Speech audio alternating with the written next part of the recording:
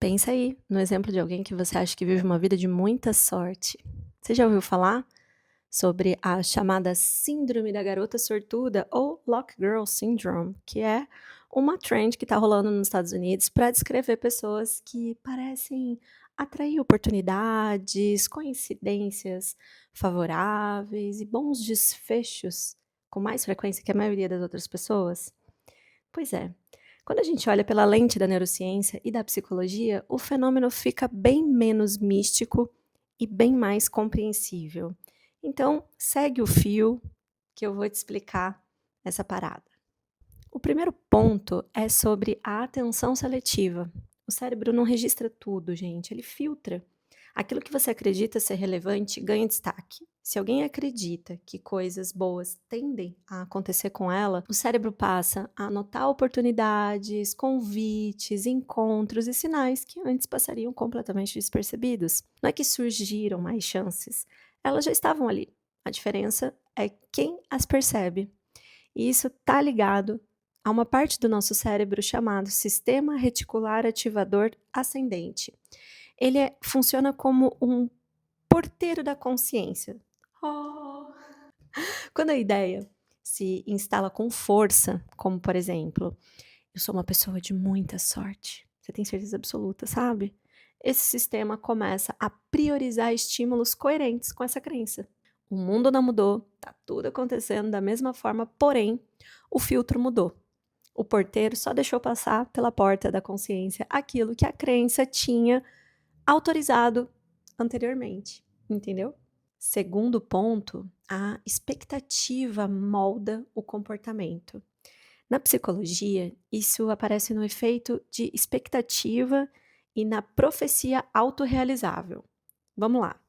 Quem espera coisas boas tende a se comportar de forma mais aberta, mais confiante, mais curiosa, faz mais perguntas, aceita convites, se expõe mais, arrisca com menos rigidez, e esse comportamento aumenta estatisticamente as chances de bons resultados.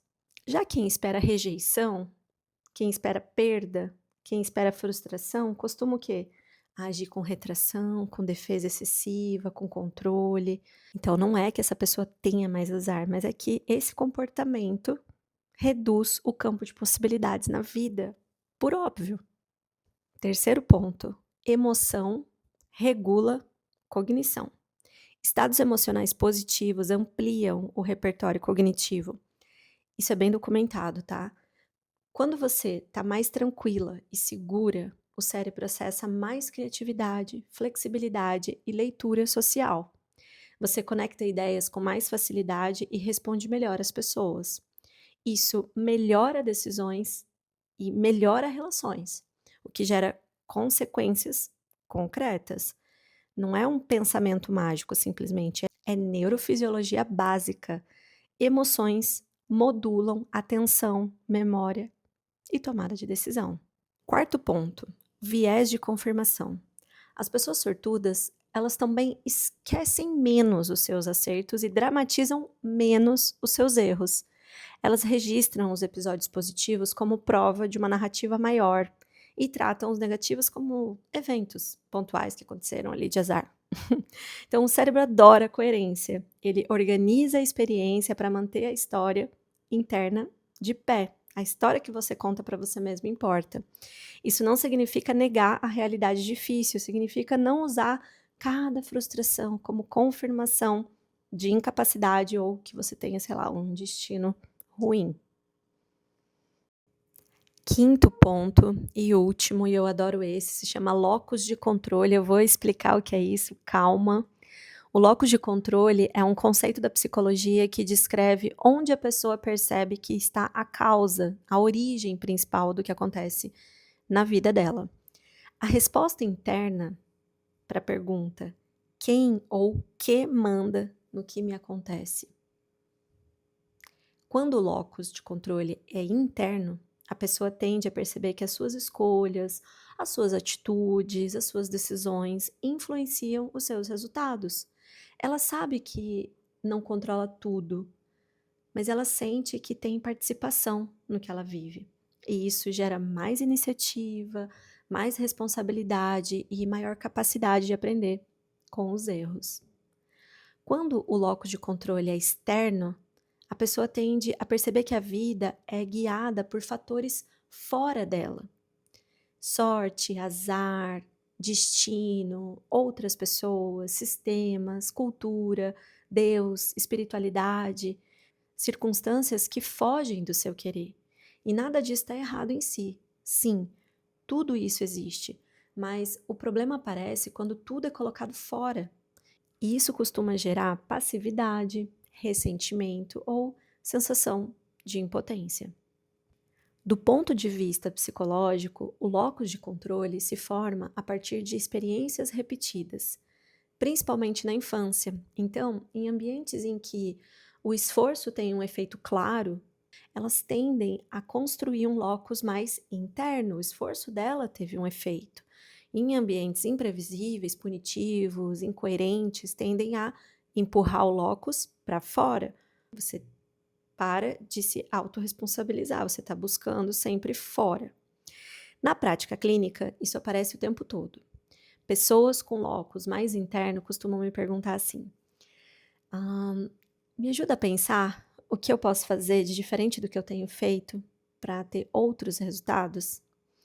Agora, pessoas com locus mais externo, elas costumam me perguntar coisas assim: ai, Camila, por que isso sempre acontece comigo? E elas estão sempre buscando padrões coletivos, inconscientes, familiares, sociais, para responsabilizarem. E não quer dizer que isso não exista, óbvio que existem, né? Eu sei disso. A gente tem aí os campos mórficos para nos mostrar, mas é bem perceptível a diferença desses dois tipos de pessoas, porque não é algo pontual, é algo que elas sempre trazem. Então, a verdade é que nenhum dos dois é absoluto, todos nós oscilamos. O ponto de equilíbrio saudável não é achar que controla tudo, não é assim que funciona, e nem acreditar que nada depende de você. A gente tem que balancear isso. A gente tem que reconhecer onde existe margem de ação real e assumir essa parte com lucidez. Quando o locus de controle se torna mais interno, a sensação subjetiva de autonomia aumenta. E isso muda a forma como o cérebro lida com a frustração, com o risco, com as infinitas possibilidades de escolha. Então, as pessoas que se sentem sortudas, elas operam com um locus de controle mais interno. Elas sentem que têm alguma influência sobre o que vivem, mesmo sem controle total, óbvio. Isso gera mais ação e menos paralisia. A sensação de poder de ação muda a forma como o cérebro responde ao estresse e à incerteza, que é inerente da nossa condição humana, não é mesmo? A gente está aí sempre num estado de alerta e não deveríamos estar. Por quê? Porque a gente é sortuda. Resumindo, então, para ficar bem claro, o que chamam de síndrome da garota sortuda é, na verdade, na prática, uma combinação de crenças, de estados emocionais, de filtros de atenção e de comportamentos que se retroalimentam. Quando o sistema interno está organizado para perceber possibilidades em vez de ameaça, a realidade respondida tende a ser diferente, sim. Não porque o universo conspira ou porque Deus tem seus preferidos. Eu gosto de pensar assim às vezes, confesso, porém não é bem assim que a neurociência explica. Mas porque o cérebro responde ao mundo de acordo com a história que acredita estar vivendo. Sim. Você quer aprender a construir e sustentar uma vida mais coerente com quem você é hoje? Pois é, gente, eu tenho bagagem, eu posso te ajudar. E eu posso te ajudar através de um acompanhamento. Entre os serviços que eu ofereço, existe uma mentoria de 3 meses, com acesso direto a mim todos os dias, absolutamente todos.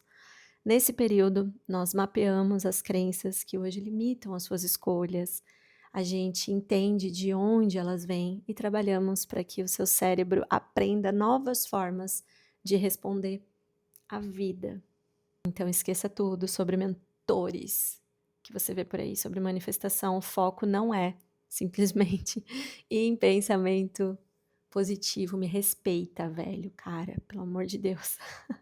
A gente tá falando aqui de consciência, de ajuste interno e de ação mais estratégica no dia a dia, nas suas relações, no seu trabalho e nas suas decisões, ok? Se fizer sentido para você, me chama no direct que eu marco um call de meia hora com você para entender melhor o seu momento de vida, o que você quer manifestar e sustentar, e também para te explicar como funciona a mentoria. E aí a gente vê se essa mentoria é o que você precisa agora, porque pode ser que nem seja, pode ser que você esteja tão traumatizada e reagindo a tantos traumas que o seu caminho precisa antes, sei lá, na terapia, ok? Um beijo, Camila Précoma.